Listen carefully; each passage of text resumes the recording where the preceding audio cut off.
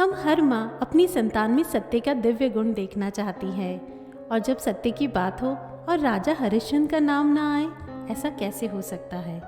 जी हाँ, यह बात हजारों वर्ष पूर्व सतयुग की है और आज उन्हीं की कथा सुनाने का मन है, ताकि हमारे बच्चे समझ पाए संकल्प के लिए कितनी कठिन परीक्षा का सामना भी करना पड़ता है।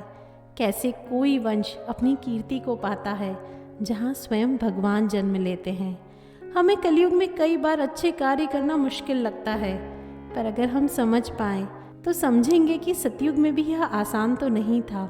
आइए आज उन्हीं महान राजा हरिश्चंद्र की कथा सुनते हैं। हरिश्चंद्र धर्म की राह पर चलने वाले, जिन्होंने अपने जीवन में कभी झूठ नहीं बोला, प्रजा को पुत्र पुत्री के समान पालन किया, वैसे धर्मात्मा कर्मयोगी राजा थे जिनकी चर्चा दूर दूर तक थी। लेकिन एक वो पल आया जब वे अपना संयम खो बैठे।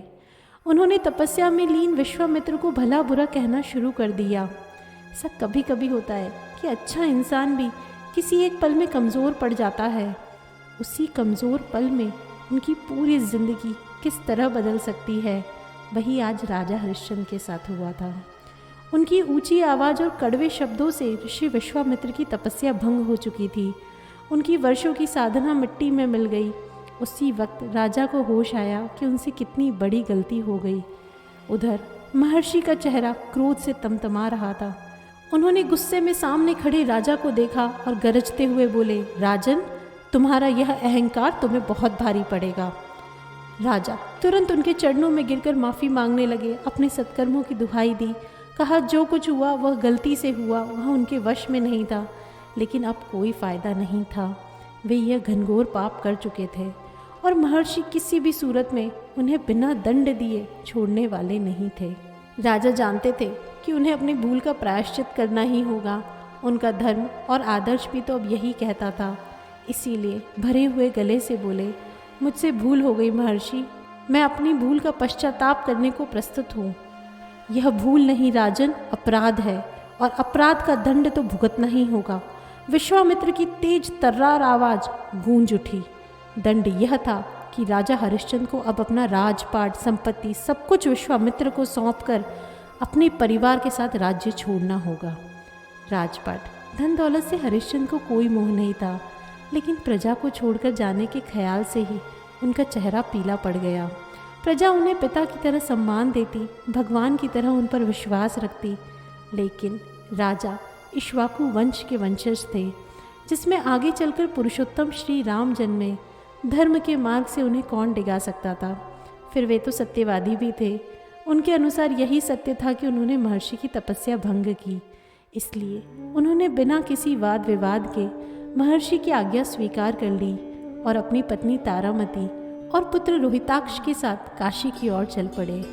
काशी साधु संतों और सन्यासियों की शरणा स्थली थी, जहाँ गंगा का पवित्र जल सारे पाप धो डालता था। रास्ते में राजा हरिश्चंद्र अपनी पत्नी और बेटे के उदास चेहरे देख रहे थे। रेशमी साड़ी और गहनों से सजी तारामती को सफ़ेद वस्त्र में लिपटा देखकर उनका मन रो रहा था, लेकिन उनके कदम नहीं रुके। मासूम बेटे के धूप में लाल होते गाल, कोमल पैरों के नीचे चुभते पत्थर भी उन्हें धर्म से नहीं डिगा सके। काश वे जानते कि उनके साथ जो हो रहा है वह केवल भाग्य का खेल नहीं था। इसके पीछे ऋषि विश्वामित्र और वशिष्ठ के बीच की प्रतिस्पर्धा छिपी हुई थी। इक्ष्वाकु वंश के कुलगुरु महर्षि वशिष्ठ जाने माने ऋषि थे, लेकिन विश्वामित्र उन्हें अपने से श्रेष्ठ मानने को कभी भी तैयार नहीं होते थे।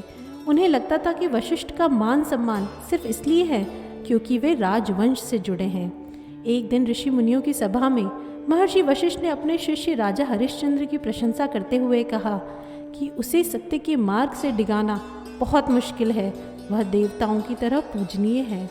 बस यही बात विश्वामित्र को चुभ गई। उन्होंने क्रोधित होकर कहा कि पृथ्वी का कोई भी मनुष्य देवता की बराबरी नहीं कर सकता, और मैं इस बात को प्रमाणित करके दिखाऊंगा। और इसीलिए यह माया लीला रची गई थी। महर्षि विश्वामित्र कई महीनों से वशिष्ठ के दावों को गलत साबित करने की कोशिश में थे, और आज राजा हरिश्चंद्र की जरा सी चूक ने उन्हें यह मौका दे दिया था। स्वर्गलोक में देवी देवता, मुनियों और महर्षियों के बीच बैठे गुरु वशिष्ठ मुस्कुरा उठे। वे जानते थे कि विश्वामित्र हरिश्चंद्र की कठिन परीक्षा लेंगे, लेकिन उन्हें अपने शिष्य पर पूर्ण यकीन था। ऋषियों के बीच की इस लड़ाई से अनजान राजा हरिश्चंद्र काशी की ओर बढ़ रहे थे। वे तीनों अभी कुछ ही दूर चले थे कि अचानक महर्षि विश्वामित्र फिर उनके सामने आ खड़े हुए। उनका चेहरा बता रहा था कि सिर्फ राजपाट लेकर उन्हें चैन नहीं मिला, उन्हें अभी तो राजा की और अधिक परीक्षा लेनी थी। राजा अपनी नगर की सीमा लांघ चुके थे। पीछे पूरा नगर आंखों में आंसू लिए उन्हें विदा कर रहा था और आगे विश्वामित्र आंखों में अंगारे लिए उन्हें घूर रहे थे। राजा ने उनके सामने सिर झुका दिया। महर्षि ने भ्रकुटी चढ़ाई, माथे पर बल डाला और बोले, महर्षि, दान तो तुमने दे दिया, लेकिन मेरी दक्षिणा का क्या? क्या तुम ब्राह्मण को दक्षिणा से वंचित रखकर पाप के भागी बनना चाहते हो? हरिश्चंद्र संयमित स्वर में बोले, महाशय, आप राजकोष से जितना धन चाहें ले सकते हैं। महर्षि भड़क गए। राजकोष? उस पर अब तुम्हारा क्या अधिकार है? राजकोष अब मेरा है, क्या मेरी ही चीज मुझे दान करोगे? हरिश्चंद्र को अपनी भूल का एहसास हुआ।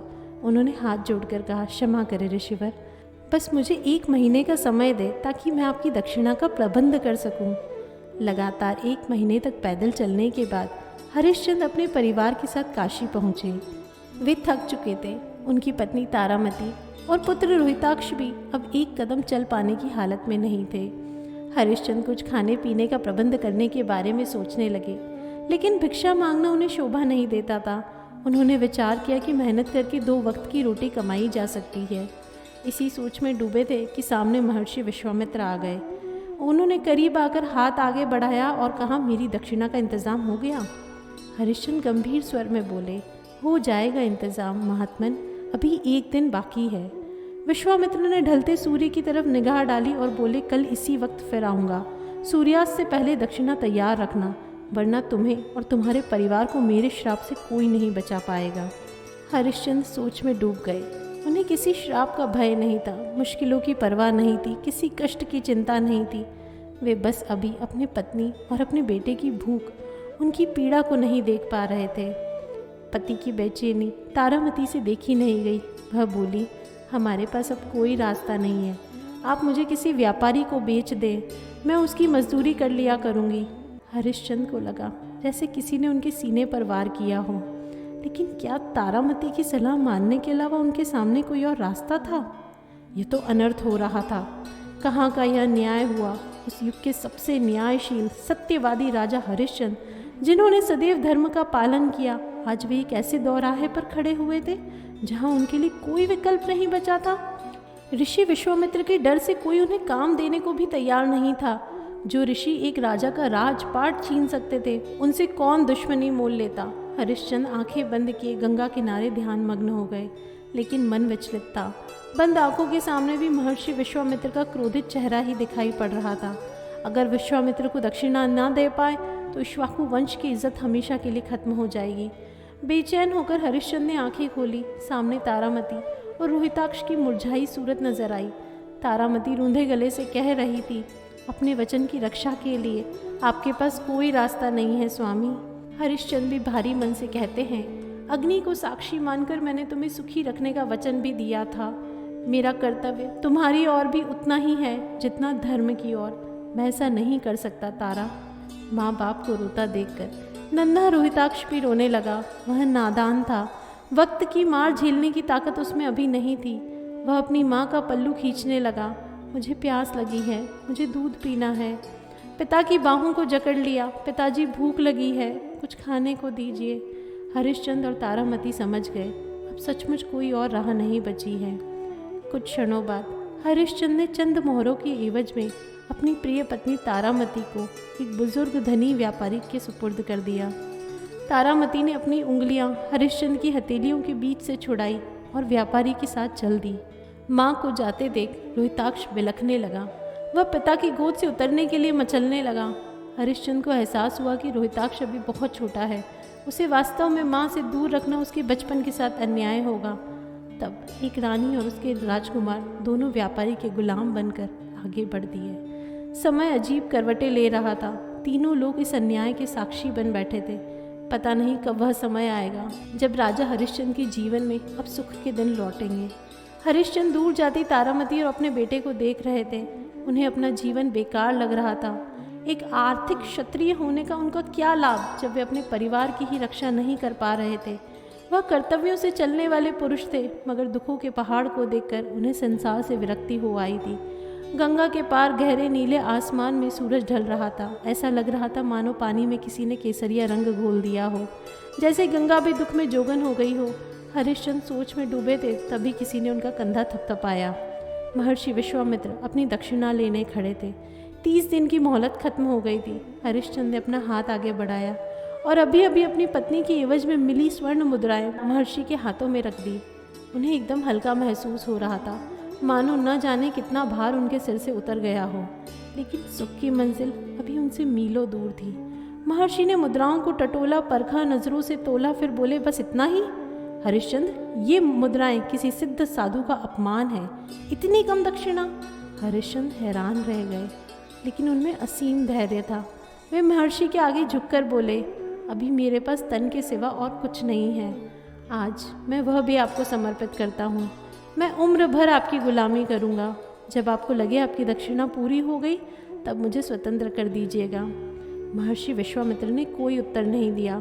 पास के गंगा घाट पर अंतिम क्रिया करते एक शख्स को बुलाया। चिता जलाने वाले को देखकर हरिश्चंद्र घबरा गए। उस इंसान की आंखों में लाल डोरे थे, वह भावहीन था। हरिश्चंद्र बोल उठे, महर्षि, यह कौन है और इससे आपने यहाँ क्यों बुलाया है?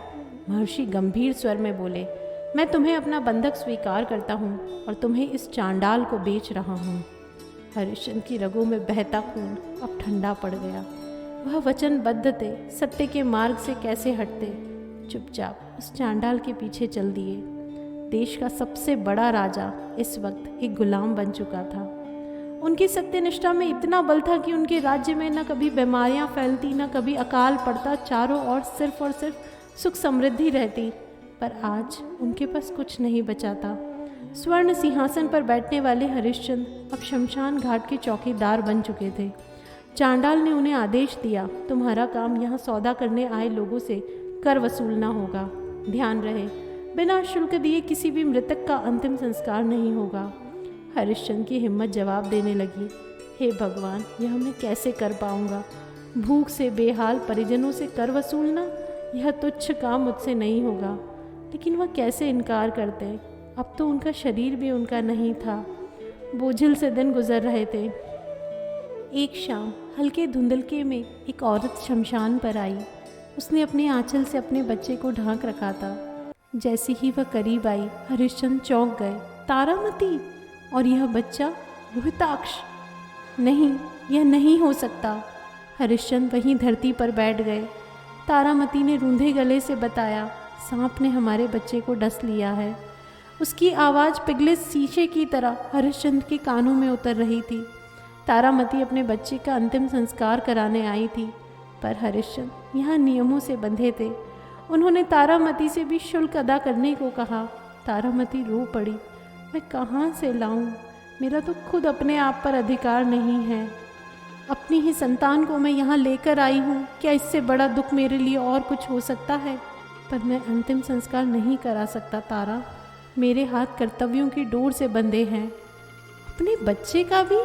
तारा के शब्द गले में अटके जा रहे थे। हरिश्चंद्र ने तारामती को समझाया, जिस सत्य की रक्षा के लिए मैंने अपना महल, राजपाट, स्वयं, अपने परिवार तक को त्याग कर दिया, आज वही सत्य की रक्षा की घड़ी है। हरिश्चंद्र तारामती को तो समझा रहे थे, लेकिन वे खुद को कैसे समझाते? उनका भीतर से कलेजा फट रहा था। एक इंसान के रूप में वे कर्तव्यनिष्ठ थे, लेकिन एक पिता, एक पति के रूप में वे खुद को हारा हुआ महसूस कर रहे थे। उन्होंने हिम्मत करके तारामती से कहा, अच्छा, तुम कफन के रूप में अपनी साड़ी का एक टुकड़ा ही दे दो। तारामती सदमे में थी। एक साड़ी से बेटे का कफन बनाने के बाद तन ढांकने भर का ही कपड़ा बचा है। आप ही बोलो, अब उसे कैसे दे दूँ? हरिश्चंद्र को लगा जैसे आसमान उनके सर पर आ गिरा हो। फिर भी खुद को संभालते हुए बोले, देवी, कर तो देना ही होगा। हरिश्चंद्र की बात सुनकर तारामती काँप उठी। उसने अविश्वास से हरिश्चंद्र की ओर देखा, लेकिन उनकी नज़रों में कोई रियायत ना देखकर अपनी साड़ी का बचा कुचा कपड़ा फाड़ने लगी। तभी अचानक शमशान में रोशनी फैल गई। हरिश्चंद्र हैरान थे। उनके सामने साक्षात धर्मराज खड़े थे। उनके पीछे स्वर्गलोक के सभी देवी देवता और महर्षि विश्वामित्र भी खड़े थे। आप धन्य हैं राजन, इतनी कठिन परिस्थिति में तो देवता भी धर्म के मार्ग से भटक जाते हैं, लेकिन आपने धर्म नहीं छोड़ा। आज ऋषि विश्वामित्र की आवाज़ श्रद्धा से भर आई थी। राजा हरिश्चंद्र इस परीक्षा में सफल हुए थे। मानो जैसे शाम का धुंधल छट गया हो, सब कुछ एक सपने की तरह खत्म हो गया हो। बेटा रोहिताक्ष फिर से जीवित हो गया था। रानी तारामती को पुनः ऐश्वर्य प्राप्त हो गया था। राजा हरिश्चंद्र फिर सभी ऐश्वर्यों के साथ अपनी राजधानी में थे। आज बस उनका नाम सदियों के लिए अमर हो गया था। सभी के बीच सत्य की रक्षा करने के लिए सबसे अधिक प्रिय बन गया था।